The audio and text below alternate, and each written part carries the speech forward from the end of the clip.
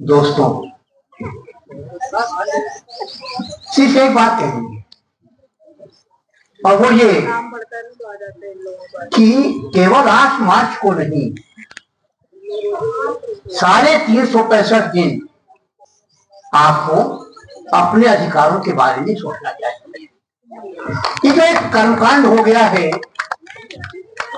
कि एक दिन साल में आप याद कर लेंगे, घर वापस जाएंगे, भूल जाएंगे, तो यह आखिर मानिए कि मुझे हमेशा एक बात याद आती है। एक ऐसी महिला थी, बड़ी बहादुर महिला थी, इसकी हत्या कर दी गई थी, जो लेनिन के बराबर हुआ करती थी कद में। नाम था रोजा लक्समबर्ग। रोजा लक्समबर्ग पोलैंड की रहने वाली थी, भी जर्मनी में बढ़ गई। कैसा लगा? तो बहुत अच्छा है। तो वो कहते थे देखो यहाँ मदद करने की कि जिस दिन औरतें अपने यहाँ जुड़ी मेहनत का हिसाब मांगेंगी, हो सके तो अपनी मेंबरशिप ले लें, जितनी मेहनत वो करती है तो बाद में ले लें। आज ही उसका हिसाब जिस दिन मांगेगी, उस दिन तमाम लोगों पुरुषों के लिए कोई जगह नहीं होगी अपना मुंह छुपाने के लिए। हाँ बेटा, करे बात। खाना बनाना, घर की सफाई करना, बच्चों को पालना, बच्चों को पढ़ाना कौन सी चीज है, कौन सा काम नहीं है। वो गांव में तो औरतें बाकायदा धान की रुपाई से लेकर निराई से लेकर खेती बाड़ी का काम भी करती हैं, चारा भी काटती हैं। इसलिए बहुत सारे काम हैं तो केवल औरतें ही करती रही हैं। और पहाड़ों में तो मजे की बात है, वो पहाड़ चाहे उत्तराखंड हो, चाहे हिमाचल का हो, चाहे दार्जिलिंग का हो, पहाड़ों पर सारा काम औरतें ही करती हैं। और आदमी को काम केवल एक वक्त में तो केवल था शराब पीने का ही। बाद में औरतों ने चकरा आवाज उठाई और तब जाकर पहाड़ों पर मर्दों को थोड़ा सा शर्म आई, मुझे भी काम करना है। इसलिए साफ बात एक है कि अपने बच्चियों को, अपनी लड़कियों को उतना पढ़ाइए जितना बच्चों को पढ़ाती है। एक काम। दूसरा काम मैं देख रहा हूँ, जब मैं पढ़ता था तब हमारे क्लास में लड़कियां होती थी 20, लड़के होते थे 80। अनुपात था 20 और 80 का अनुपात। आज जब पढ़ा रहा हूँ तो हमारे दर्जे में 80 लड़कियां होती हैं और 20 लड़के होते हैं। ये परिवर्तन हुआ है। इस परिवर्तन का हमें स्वागत करना चाहिए। लड़कियां पढ़ रही हैं, हर धंधे में आ रही हैं। वकालत में पहले क्या था? डॉक्टरी, मास्टरी और टाइपिस्ट, ये 3 नौकरियां लड़कियों के लिए थी। क्या प्राइमरी में पढ़ाती थी लड़कियां, या पढ़ाती थी और पढ़ ली गई तो डॉक्टर हो गई, वकालत कर रही है, सेना में है, साइंटिस्ट है, वैज्ञानिक है। ऐसा कोई क्षेत्र नहीं है जहाँ लड़कियां न हो।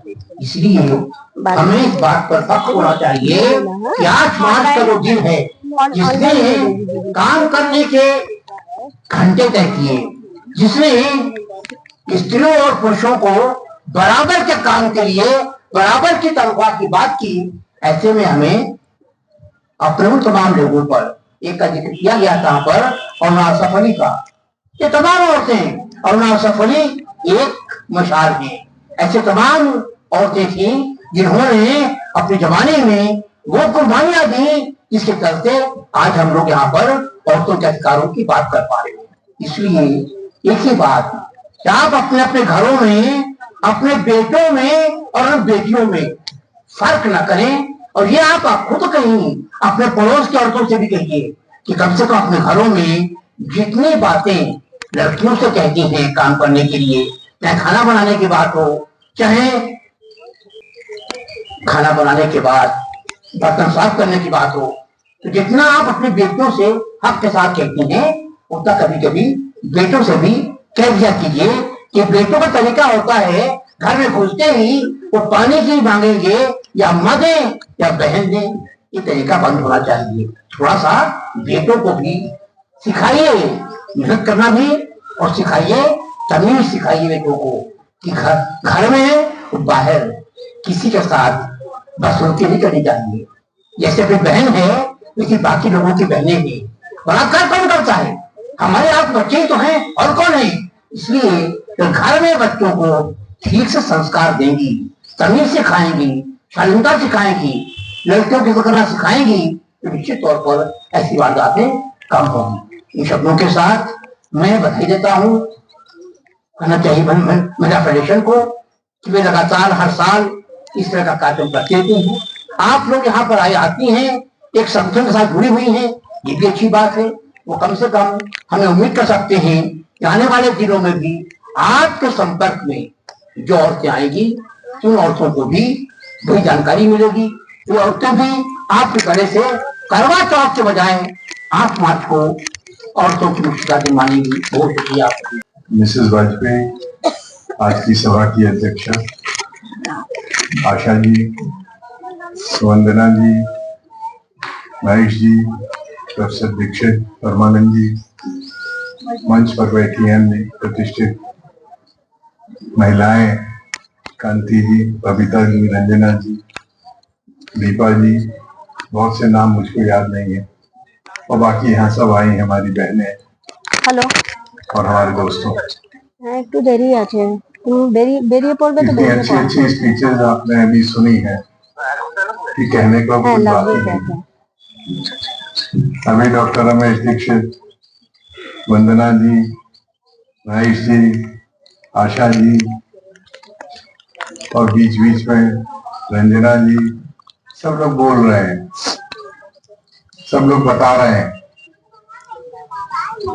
और वंदना जी की बात से मैं प्रारंभ करूं, उन्होंने तो बिल्कुल ऐलान कर दिया एक ऐसी हुकूमत बैठी है कि जो हमको झूठी बोलती है दिन भर। पैसे गरीब बाद में देंगे, और अगर इस हुकूमत को बदला नहीं गया तो हमारा भविष्य भी खतरे में है, ऐसा उनकी स्पीच से। तुम्हें अगर ऑनलाइन आपको ऑनलाइन क्योंकि मैं कई अखबार पढ़ने पड़ते हैं, हम लोग तो मिल ही जाते हैं यहाँ पर दफ्तर में अखबार आते हैं तो मैंने दैनिक जागरण रसीद दे और अब दैनिक जागरण के दिनों से फिर पढ़ने लगा हूँ। तो सवेरे ही जैसे ही मैंने दैनिक जागरण खोला तो मैं तब से अपने पास रखे हुए हूँ। दीदी इसके बाद ये दैनिक जागरण है इसके बाद इनको मीना जी और इसमें लिखा हुआ है पिछले 11 सालों में क्या क्या किया है सरकार ने। उनके साथ एक मीना है ना, अच्छा जन्म के समय लिंगानुपात जो 218 से बढ़कर 933 हो गया। हम कह रहे वो रोजेस अगर इनकी आप नाश्ता दे दीजिए। हाँ मेरी बहन को तबसरा इस पर नहीं करूंगा, सुन लीजिए क्या लिखा है झूठ। दीदी मीना ये इनकी वजह से नहीं होंगे, अगर हो भी गया तो नाश्ता दिलवा दीजिए। कुछ वजूहत और दूसरी हैं। सतत विकास का क्रम चलता है, उसमें बहुत सी चीजें होती है जो होती चली जाती है, कोई भी हुकूमत हो। Stem cell, science, technology, engineering और गेम्स मीना को मैथ्स स्ट्रीम में होने वाले लगभग आधे एडमिशन अच्छा, उसके बाद परमानंद जी को, राजेश्वरी अभी डॉक्टर दीक्षित बता रहे थे कि जब वो पढ़ते थे तो लड़कियां कम थी, लड़के ज्यादा। अब बता रहे हैं अब जब वो पढ़ाते थे तो लड़कियां ज्यादा लड़के कम। तो कुछ विकास का अपना इंजन होता है, वो डबल इंजन से कोई मतलब नहीं उसका, वो असली इंजन होता है जो चल रहा है समाज का। तो पर ये सब चीजें जो समाज की अच्छी हो गई वो सब इनकी है, और जो अच्छी होनी चाहिए वो ये करेंगे नहीं।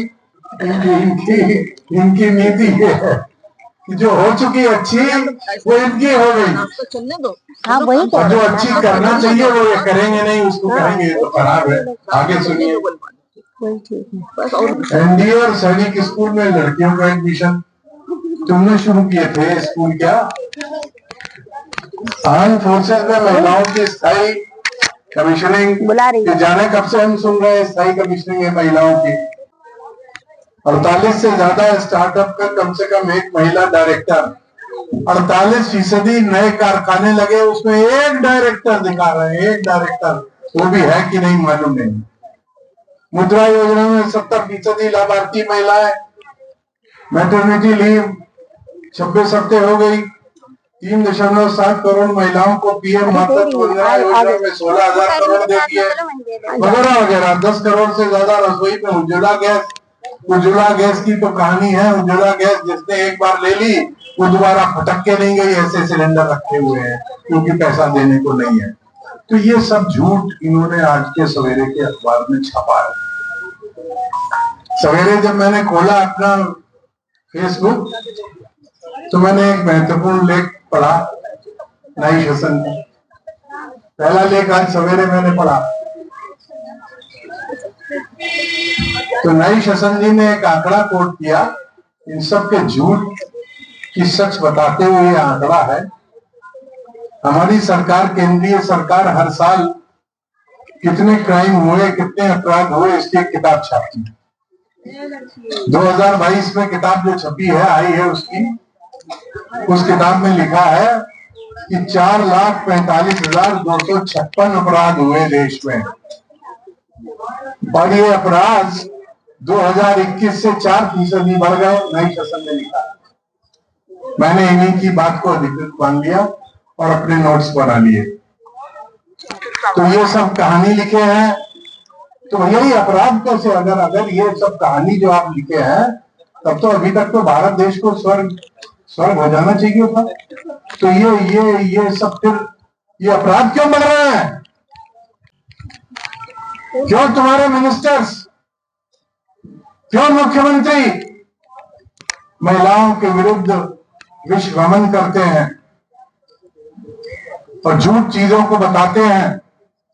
इसका जवाब दोगे? इसका जवाब इस सरकार के पास नहीं है। और बहुत सी बहसें चलती हैं, अजीब अजीब लोग हैं।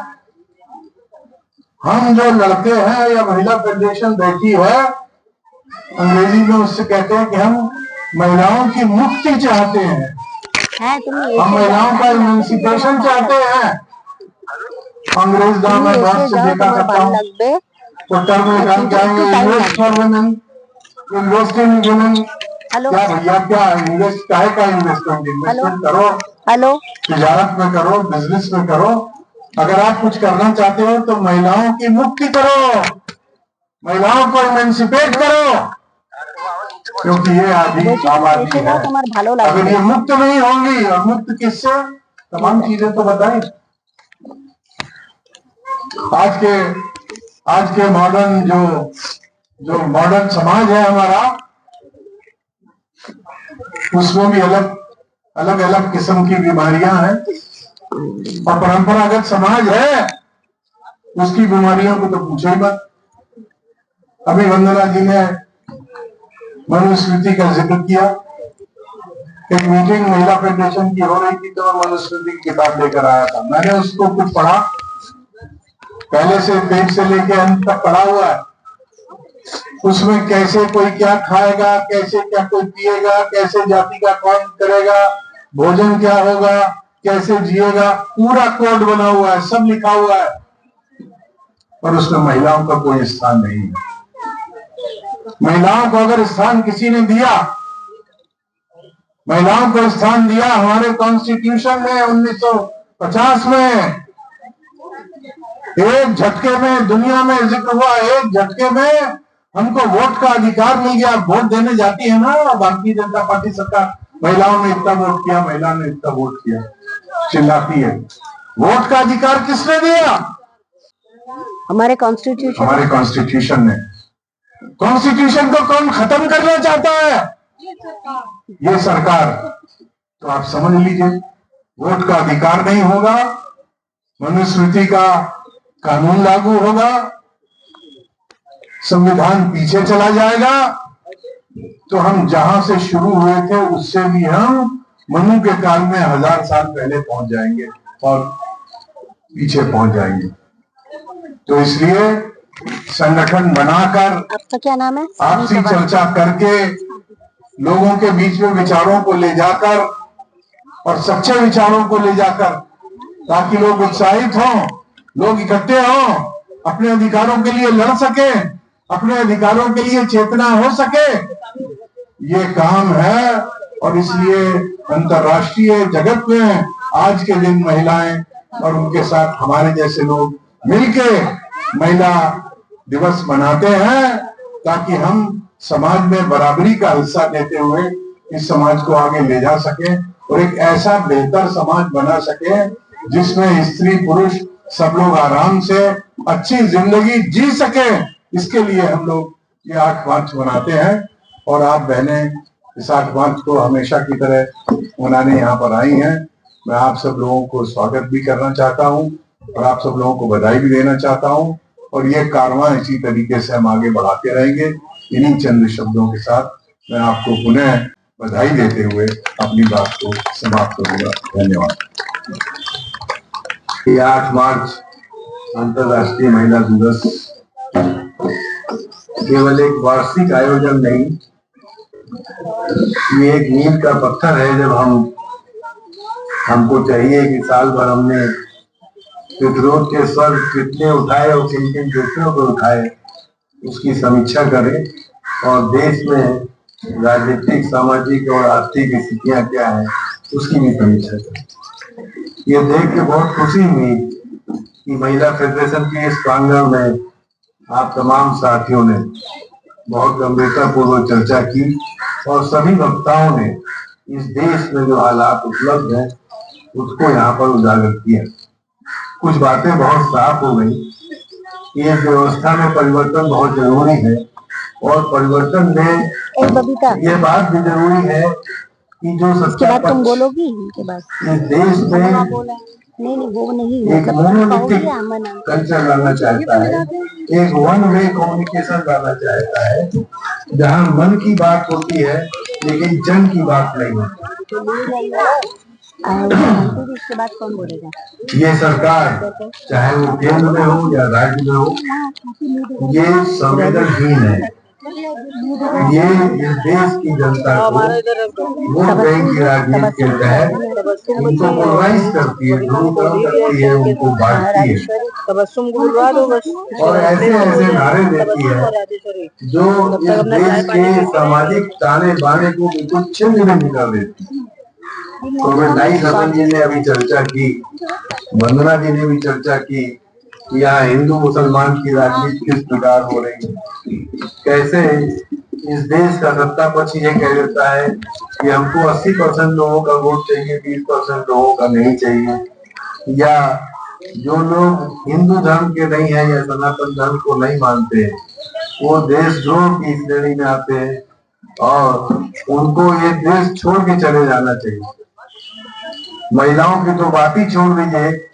अभी प्रोफेसर रमेश दीक्षित जी ने मनुस्मृति का जिक्र किया।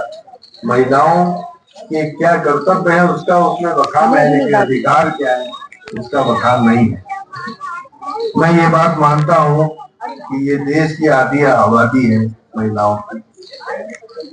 अगर मैन आवर्स या मैन डेज की बात की जाए तो जो महिलाओं का कंट्रीब्यूशन है इस देश के आर्थिक उत्थान में या विकास में वो पुरुषों से कहीं ज्यादा है, क्योंकि पुरुष 8 घंटे, 10 घंटे, 12 घंटे जो भी उनका कार्य क्षेत्र उसमें काम करते हैं, लेकिन डोमेस्टिक वर्क में उनका कंट्रीब्यूशन ऑलमोस्ट 15% या 20% होता है। बाकी 100% कंट्रीब्यूशन जो है वो महिलाओं का है। तो इसलिए महिलाओं का रोल बहुत ज्यादा है, उनकी भूमिका बहुत बड़ी है। मैं ये बात कहना चाहूंगा कि जो आपके विषय है, अभी संविधान की चर्चा हुई, ये संविधान ही है जिसने आपको सब कुछ दिया। कॉमरेड अरविंद स्वरूप ने बताया कि 26 जनवरी 1950 को जब ये संविधान लागू हुआ तो आपको बहुत से अधिकार दिए गए।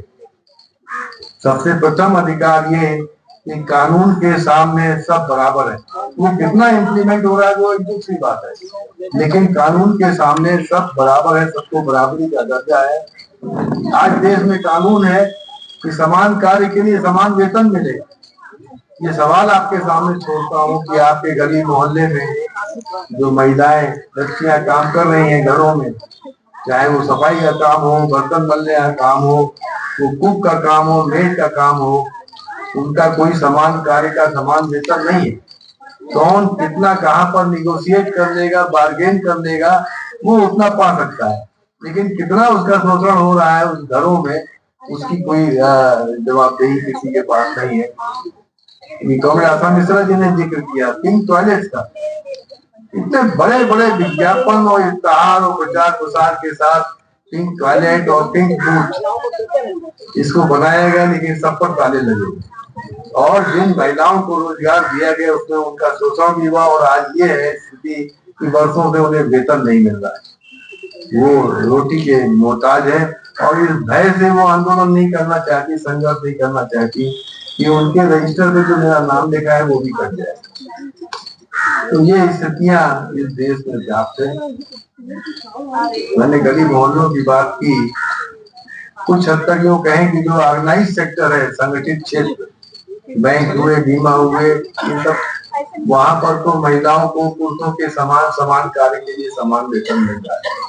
कुछ बेहतर स्थितियां भी महिलाओं के लिए पैदा की है, लेकिन जो असंगठित क्षेत्र है, हमें ढाई सदन जी ने कहा कि उत्तर प्रदेश में 32% वर्कफोर्स जो है वो महिलाओं की है, और उसमें 3% जो है वो स्किल्ड है। बाकी जो 29% है वो असंगठित क्षेत्र में।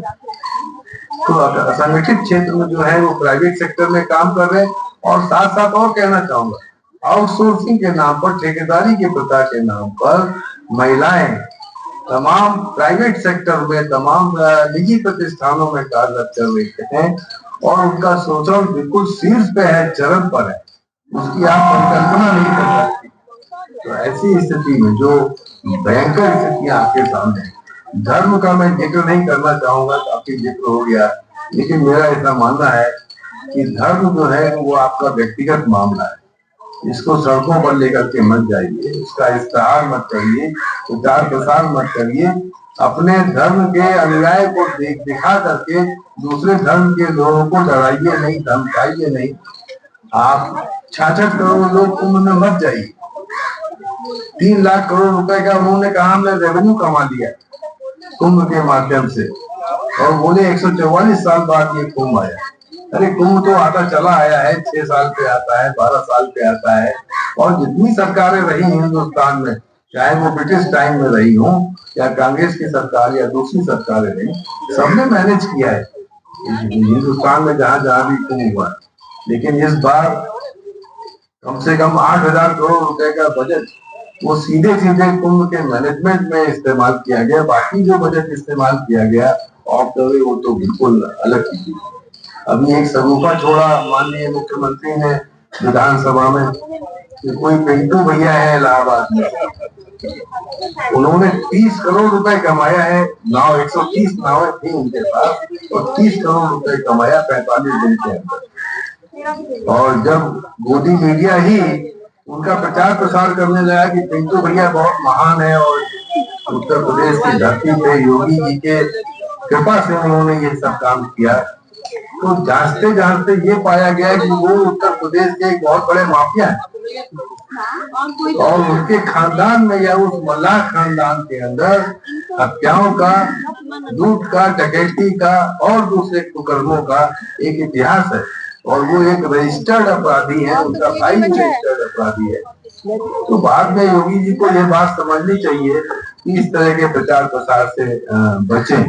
दूसरी एक बात और कहना चाहूंगा, एक फासिस्ट गवर्नमेंट है इन द सेंस ये बात कहती है कि जो हम कह रहे हैं उसको ही सच मानो, और तुमने अगर हमारे विरोध में कोई बात कही तो हम तुम्हारा उत्पीड़न करेंगे और तुम्हें इस देश से निकाला कर दे सकते हैं।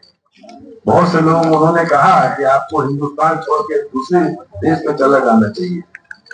पत्रकारों को आज ढेरों संख्या में पत्रकार आज भी जेल में है। वो आज न्यूज के एक मोहम्मद जुबैर है, सरकार के 1 नंबर के दुश्मन है, क्योंकि सरकार जब भी कोई गलत खबर देती है तो वो उसको जांच करके और सोशल मीडिया में बताते हैं कि तथ्य ये है, सरकार ने झूठ बोला।